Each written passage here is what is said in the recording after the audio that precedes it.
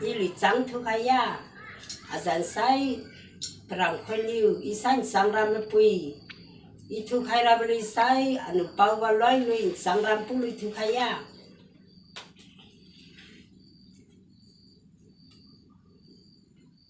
so now alui rong ai thứ sơ giờ mà nu la nang giữ hoàng nhi cái ma kỳ ra linh khai đồ mai na lối nhang chê mắc cây nang na man giá du gang cu lùi la hoàng nhi cái ma kỳ ra cái rô xoang xí thu ai tiếc bè giáo tu nhi mà cây à long cái bang phong gì mình ngô cái lại gia deng balang ta hồ có mà xin nữ hoàng rau dễ phi đi nơi cả bê bè bùi bùi xăm cho lên rau ra lũ nàng hoàng này chờ ruang mẹ danh khoang tên nê cái bên mình cái lòng phong hoàng áo mà rai lệ làm quang em si hoàng rì đà chứ biết ta hồ cái bên mình mà cái bị kỳ trắng cái si bên nhà rau ấy bà bùi bùi số lông đôi ta lùm mình mà cây mà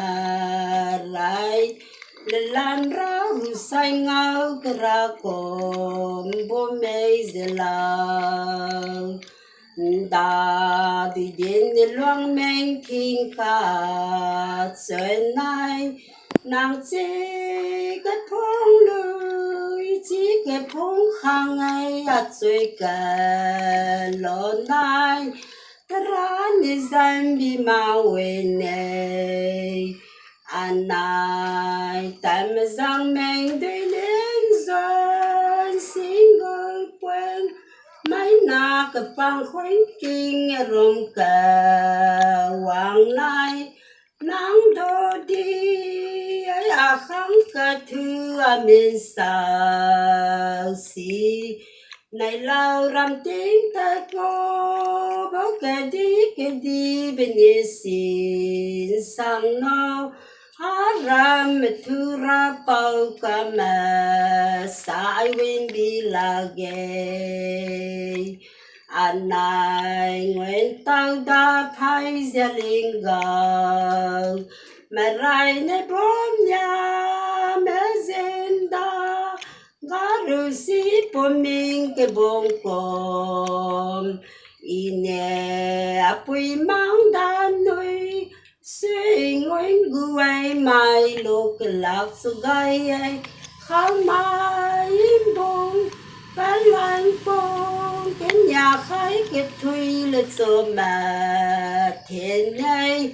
cá nuôi đê nắng bông kín azu thì hoàng cả xa hai ai mà thứ là thui bùi bà lan này xuân này ra ruyên cô ya hát tan phui men đâu lâu cả dư phu ai cái thuốc riêng là mình bom số khe khang cái bang mai thô ra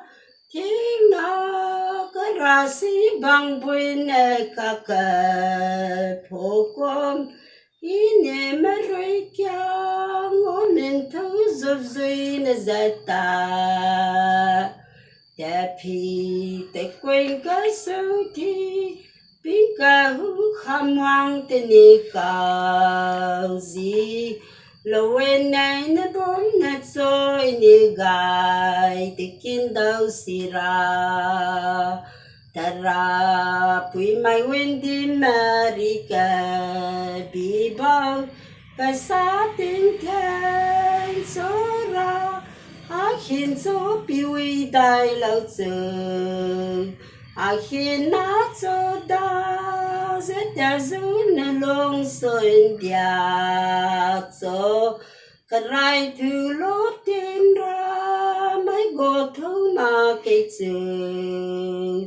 ine adang ka di dong hát bao mình lên nông mà cay cho riêng cả cha tô tay ngáo a kỳ loang tu toang riêng cả lá com bom rai lui cắm chữ na